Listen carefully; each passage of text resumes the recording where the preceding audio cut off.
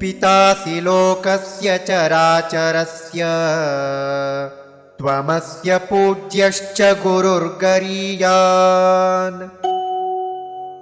न त्वत्समोऽस्त्यभ्यधिकः कुतोऽन्यः लोकत्रयेऽप्यप्रतिमप्रभाव।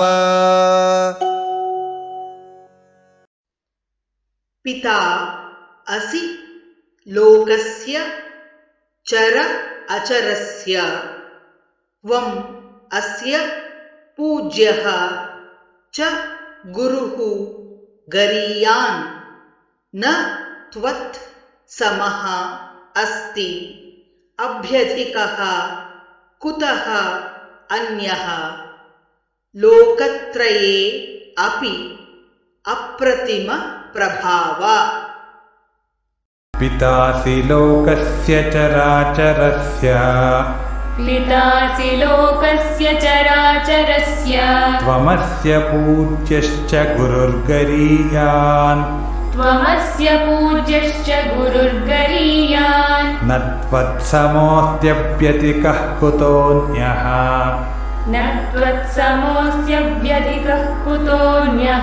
लोकत्रयेऽप्यप्रतिमप्रभाव।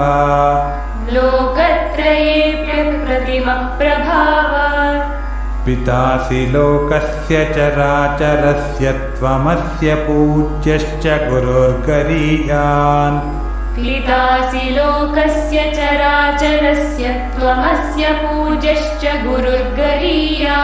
न त्वत्समोऽस्त्यभ्यधिकः कुतोऽन्यो लोकत्रयेऽप्यप्रतिमप्रभाव।